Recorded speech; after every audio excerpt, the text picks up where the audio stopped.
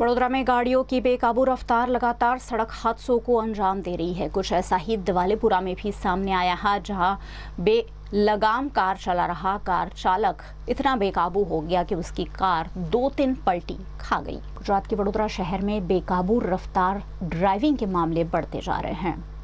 कुछ वक्त पहले रक्षित चौरसिया जैसे कांड के गवाह बने वडोदरा शहर में फिर एक बार कुछ ऐसा ही सामने आया, जहां दिवालीपुरा इलाके में वैक्सीन ग्राउंड निकट एक 4 व्हीलर गाड़ी बेकाबू रफ्तार चल रही थी और चालक ने अचानक स्टीयरिंग से काबू गंवा दिया, जिसके चलते कार 2-3 पलटी खा गई। वहीं नजदीक ही सड़क पर मजदूर भी सो रहे थे, लेकिन अच्छी बात यह रही कि उन्हें कोई नुकसान नहीं पहुंचा है। इस तरह बेकाबू रूप से ड्राइविंग करने वाले चालक को पुलिस ने हिरासत में लेकर पूछताछ शुरू की है। इस हादसे में चालक को सामान्य चोट भी पहुंची है।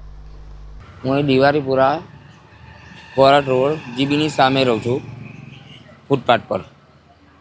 આ ગાડી 100ની સ્પીડમાં હતી અને ખાડો આવવાથી આ ગાડી પલટી ખાઈ ગઈ। ને ખાડો છે વચ્ચે, એ ખાડામાં ટાયર પડવાથી પલટી ખાઈ અને આ બાજુ આવી ગઈ।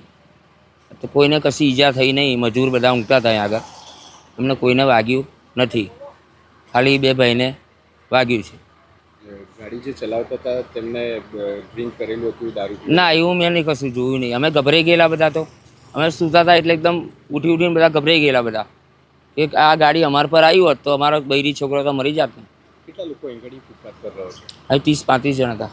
તમને પાલિકા દ્વારા કોર્પોરેશનની ગાડી નથી આવતી સ્લેટર હાઉસમાં લઈ જવા? ગાડી આવે, અમને એડ્રેસ આપ્યું હતું કોર્પોરેશનના સાહેબે મને, લાલબાગનું જે બ્રિજ નીચે બના છે રહેવા માટેની રૂમો, ત્યાં ગયો હતા। ત્યાં મને એવો જવાબ આપ્યો, તમારું આધાર કાર્ડ એવું છે? મકું છે, ચૂંટણી કાર્ડ આધાર કાર્ડ 2 છે। ત્યાં કંઈ કાકા ખાવાનું નહીં બનાવવાનું, ત્યાં અમે શું ખાઈએ, નાના બાળકો શું ખાય, મતલબ કંઈ સળગાવવાનું નહીં કશું કે।